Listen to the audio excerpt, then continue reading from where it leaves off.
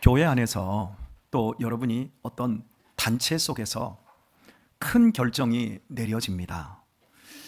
그러면 그 결정한 부분에 대해서 모두가 지켜야 하는데요. 능동적으로 지키는 사람이 있을 수 있고 수동적으로 억지로 마다못해 지키는 사람도 있습니다. 법을 지키는 사람들도 그 법을 억지로 지키는 사람이 있고 그 법을 즐겁게 지키는 사람도 있습니다. 교회 안에서 우리 교회를 포함해서 대부분의 교회들이 젊은 성도들이 원하는 것이 뭐냐면 의사결정에 있어서 왜 목사님만 그렇게 주도적으로 하십니까? 혹은 왜 당회가 주도적으로 하는 것입니까?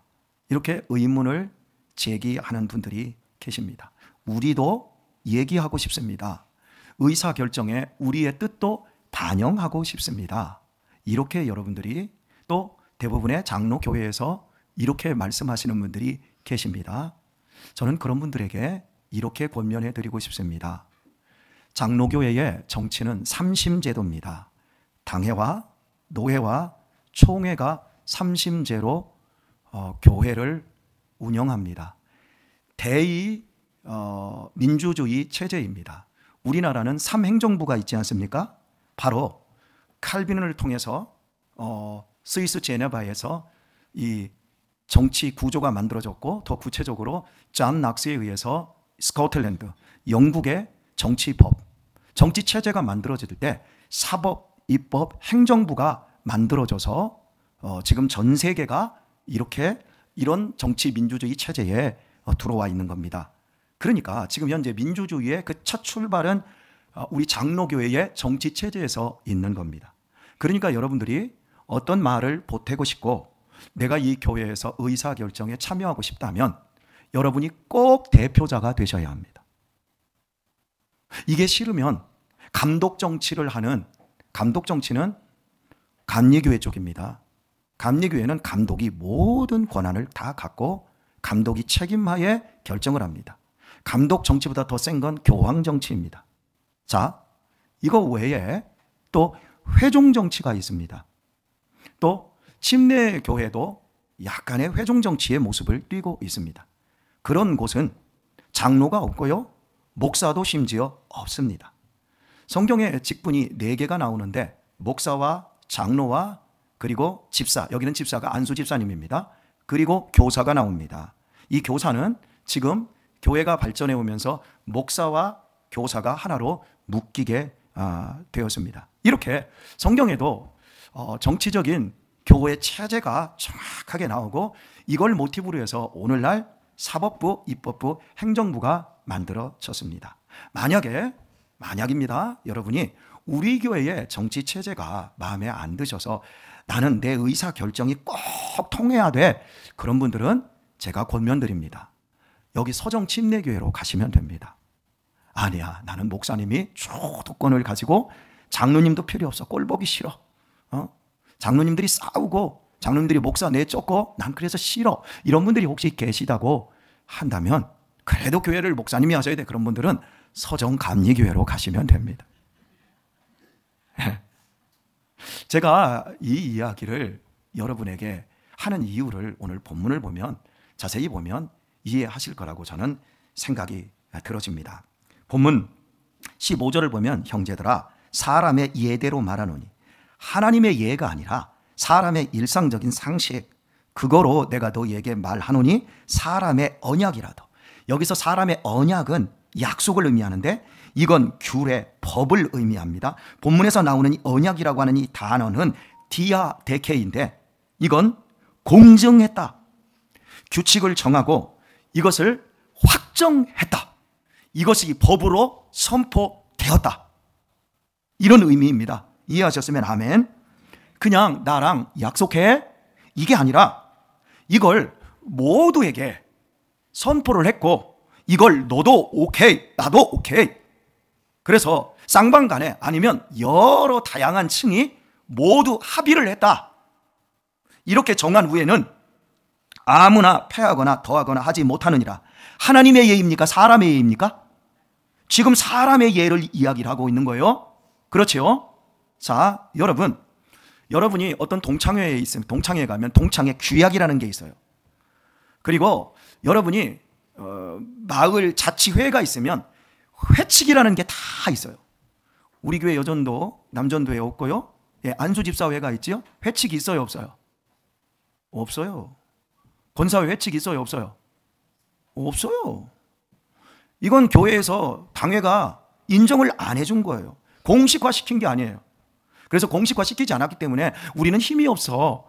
우리는 그냥 아닌가 왜 이게 아니라 교회를 여러분들이 자원함으로 기쁨으로 섬겨드리는 거예요. 알았어요? 그 자원의 힘이 더 큰 거예요. 자, 교회의 공식적인 기관은 당회에서 인정을 해줘야 되는 거예요. 그러면 당회에서 인정한 대한예수교 장로회 3심제에서 인정한 교회의 모임은 뭐가 있냐? 당회가 있고요. 여전도회, 남전도회, 이거 왜 없는 거예요? 이해하셨어요? 그럼 교사회는 뭡니까? 교사회는 자생적으로 그 교회를 힘있게 섬기기 위해서, 여러분 억지로 세우는 게 힘이 있어요? 내가 자원해서 하는 게 힘이 있어요? 모르시겠어요? 여러분이 시켜서 하는 게 힘이 세요? 내가 감동 감화받아서 스스로 하는 게 힘이 세요? 스스로 하는 게 힘이 세단 말이에요. 그런데 이제 이게 여전도회나 남전도회가 공인이 되게 되면 이게 좋게 사용될 때는 좋아요. 하지만 법을 따지기 시작하게 되면 그때부터는 골치 아파집니다. 제가 지금 노회 임원으로 회의를 하고 있고 많은 회의에 많은 역할들을 지금 하고 있습니다. 일주일이면 2건 정도 회의를 진행하며 노예의 일들을 처리합니다. 새벽 예배 끝나면 바로 7시까지 가서 회의하고, 그리고 또 지금 노예에 고소건이 들어왔어요. 장로님 2분이 담임 목사님 1분과 또 외부의 목사님 2를 고소해서 엄벌에 처해 주세요. 고소장이 이렇게 두껍게 고소 내용과 부전지를 붙여서 왔어요.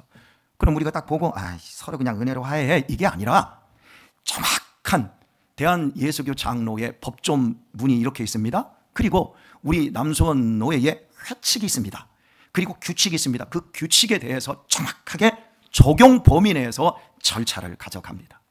만약에 이 절차 부분에서 하나라도 오류가 생겨버리면 역으로, 제가 지금 재판국원으로 그 일들을 하는데, 만약에 그 부분을, 그 절차를 하나라도 잘못하면 역으로 고소를 받고, 또 그게 사회법으로도 고소를 받습니다.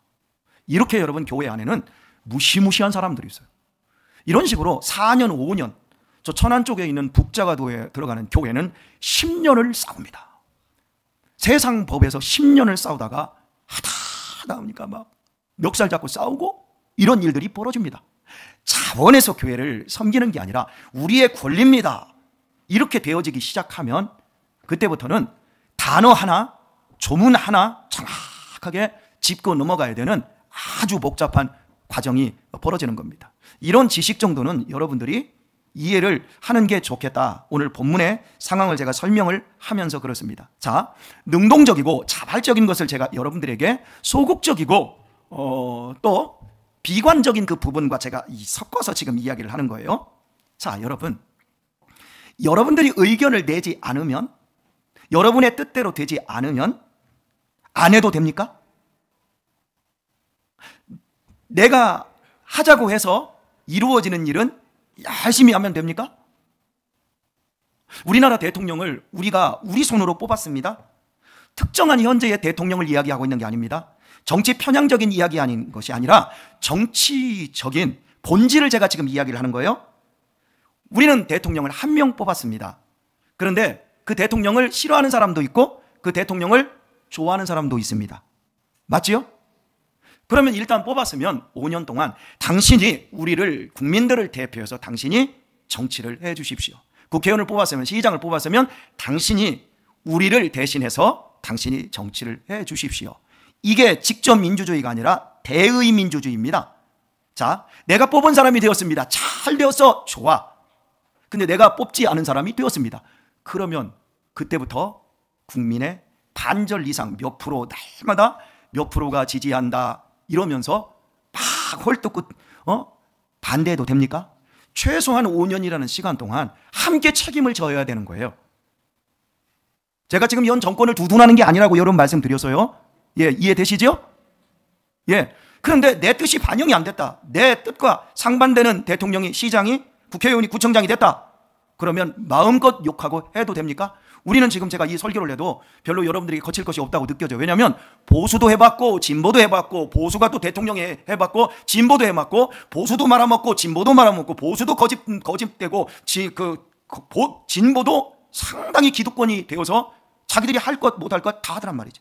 그러니까 우리가 이런 부분들을 보면서 인간이 얼마나 연약한 존재인가, 인간이 얼마나 나약한 존재인가, 대통령 한 사람을 탄핵에서 끄집어 내린 저력도 있고, 대통령 한 사람을 너무 검찰이 강하게 압박을 해서 자살시킨 그런 아픈 전례도 있고, 우리는 지금 이걸 보고 있는 거예요. 이게 여러분 사람의 예예요. 사람의 예가 결국 그 상식이라고 하는 것이 어디로 가냐? 은혜로 가는 게 아니라 벌 주는 데로 가요. 자, 읽은 말씀 조금 더 보도록 하겠습니다. 이 약속들은 지금 사람의 예를 하고 있는 게 아니라, 이 약속들 아브라함과 그 자손에게 말씀하신 것인데, 여럿을 가리켜 그 자손들이라 하지 아니하시고 오직 하나를 가리켜 네 자손이라 하셨으니 곧 그리스도라 말합니다. 세상의 약속들, 상식에서 나오는 디아테케가 아니라 내가 약속한 거야. 내가 누구에게? 너희가 믿음의 조상이라고 그렇게 자부하는 아브라함에게 약속한 거야. 이건 디아테케가 아니야. 그런데 그 약속이 무엇입니까?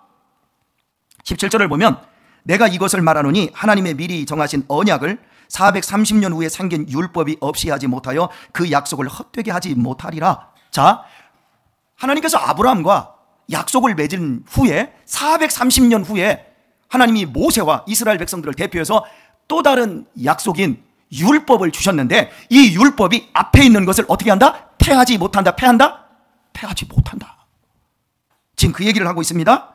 자, 그리고 18절을 보면 만일 그 유업이 율법에서 난 것이면 약속에서 난 것이 아니라, 하나님의 약속에서 난 것이 아니라는 거예요. 그러나 하나님이 약속으로 말미암아 아브라함에게 무엇로 주신 것이라? 은혜로 주신 것이라. 여러분, 하나님의 뜻은 반드시 은혜로 가는 거예요. 하나님의 뜻은 옳고 그른 거로 가서 너를 죽이고, 그렇게 사랑하고 존경했던 목사를 죽이고, 그렇게 내가 존경합니다 해서 세웠던 장로님을 찍어내는 것으로, 내가 너와 함께 하는데 우리 함께 하늘 가족으로 지어져 가자 해놓고 갑자기 싸우고 없어지고 그러는 게 아닌 거예요. 항상 세상의 약속은 서로 아프고 찌르는 대로 갑니다. 그러나 하나님의 법은 은혜로 갑니다. 은혜로.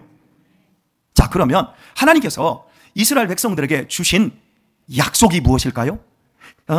그 디아데케 같은 인간의 상식에서 나온 그걸 넘는 약속은 뭘까요? 하나님이 아브라함에게, 백세가 된 아브라함에게 내가 너에게 아들 줄게, 너에게 뺀 자식을 줄게.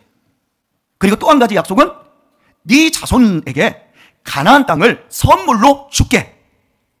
여러분, 이건 이스라엘 백성들이 원하는 것도 아니고 희망사항도 아니고 누가 준다고 그랬어요? 하나님이 그냥 주신다고 한 거예요. 여러분, 지금 아브라함이 몇 살이에요? 99세예요. 지금까지 자식이 없었어요.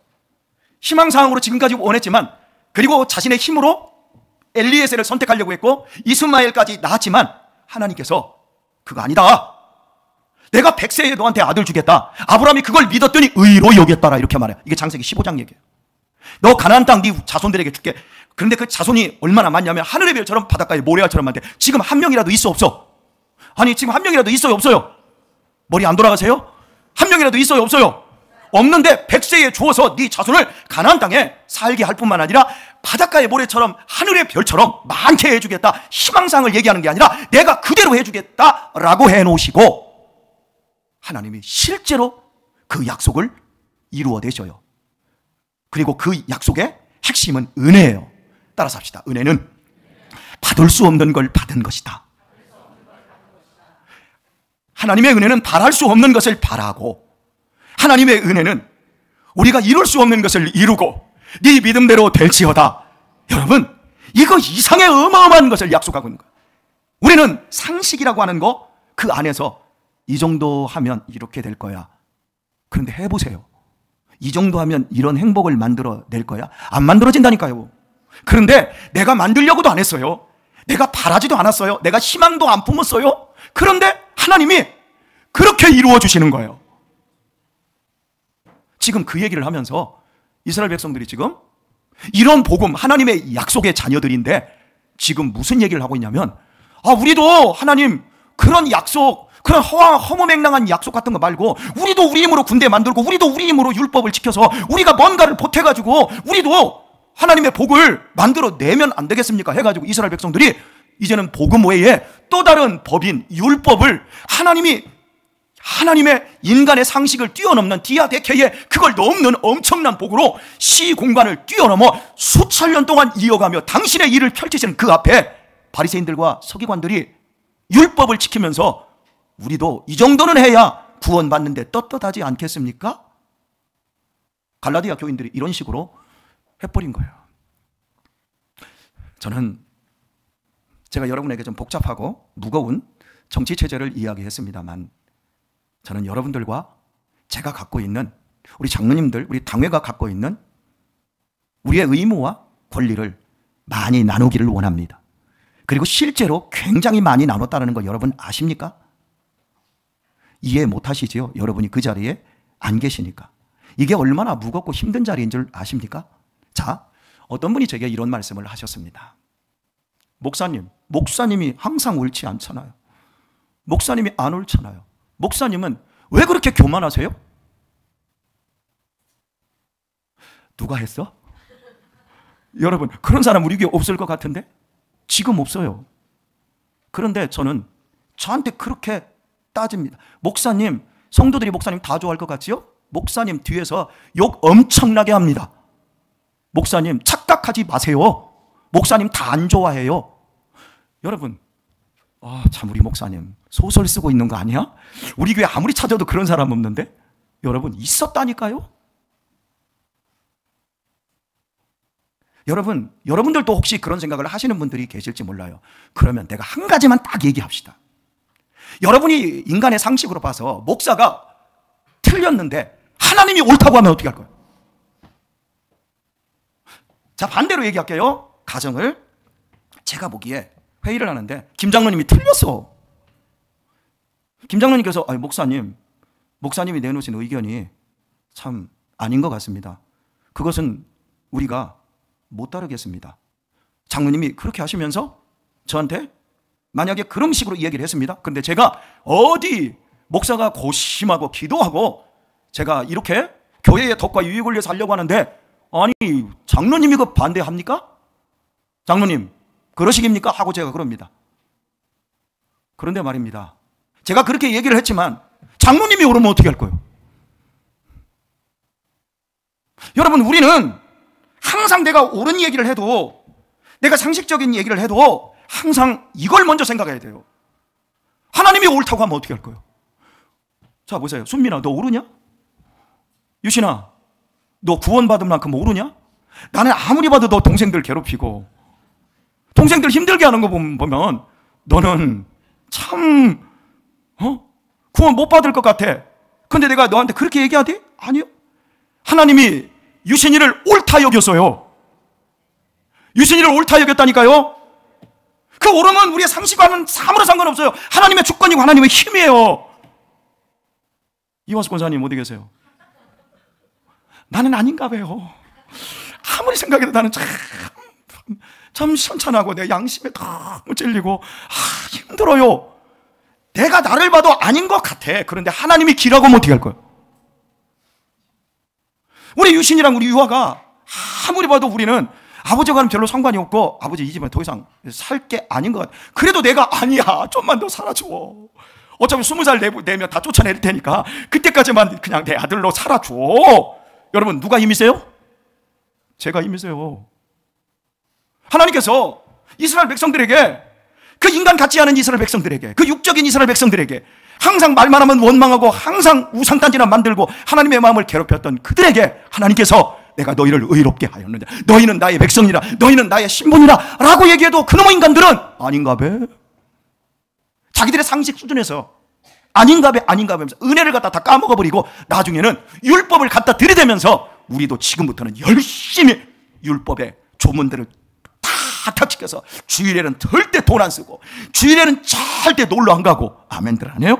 주일에는 절대 나를 위해 돈 안 쓰고 절대 뺀질거리며 놀지 않고 내가 열심히 해서 구원을 쟁취하겠나이다, 황공하옵나이다 이러고 있어요. 그러니까 하나님께서 카드를 쫙 뽑더니 너희들 인간의 예대로 해도 너희들이 그렇게 않는데 나는 하나님이잖냐, 내가 너희를 반드시 구원하여 내 자손을 만들겠노라. 내 자손할 때 이게 복수가 아니라 단수예요. 창세기 15장에서 내 자손이 하늘의 별처럼 할 때 그 자손이 자손들로 되어 있는 게 아니라 자손, 그 한 사람으로 말미암아 되어질, 예수 그리스도로 말미암아 되어질 한 사람 예수님, 단수예요. 한 사람으로 말미암아 죄가 이 땅에 들어왔고 한 사람으로 말미암아 우리가 의롭게 되어집니다. 우리의 그 어떤 것도 보탤 게 없습니다. 제가 혹여 이 교회를 섬기며 혹여 내가 틀릴 수 있습니다. 그래도 여러분, 틀렸다고 하기 전에 틀린 것 같지만 하나님이 옳다 하면 어떻게 하지? 우리의 권사님이나 누가 셀장이 뭔가를 할 때 저 사람 틀렸는데 그걸 말에 옮기기 전에 하나님이 옳다고 하면 어떻게 하지? 어떤 경우에도 하나님의 주권적인 생각을 가지면 여러분, 우리들이 인간의 상식으로 교회를 세워갈 수 있겠습니까? 하나님의 뜻이 우리 가운데 반영되고 역사할 줄 믿습니다. 그래서 내가 지금 보는 일은 얼그러지고 빗나간 것 같고 잘못된 것 같아도 하나님은 반드시 은혜로 덮어주시고 은혜로 축복해 주실 것입니다. 은혜의 결과가 나타날 것입니다. 그러나 오라서 끝까지 투쟁하고 끝까지 싸워서 마지막에 가면 상처와 아픔과 결국은 고통밖에는 남지 않는다라는 거. 우리 그런 거 경험 많이 했잖아요. 우리 더 이상 그런 거 경험하지 말고 하나님이 옳습니다. 나는 틀렸어도 하나님이 옳습니다. 우리 목사님이, 우리 셀장이 누가 틀린 것 같아도 하나님은 옳사오니 어떤 경우에도 실수와 실패까지도 하나님은 합력하여 선을 이루어내실 줄 믿사오니 그 가운데서 나로 하여금 온유를 배우게 하시고 나로 하여금 겸손을 배워가서 주님의 교회를 유익하게 만들고 덕스럽게 만드는 참된 성도의 복을 누리게 하옵소서. 이런 귀한 성도님들 다 되시길 예수님의 이름으로 축원합니다.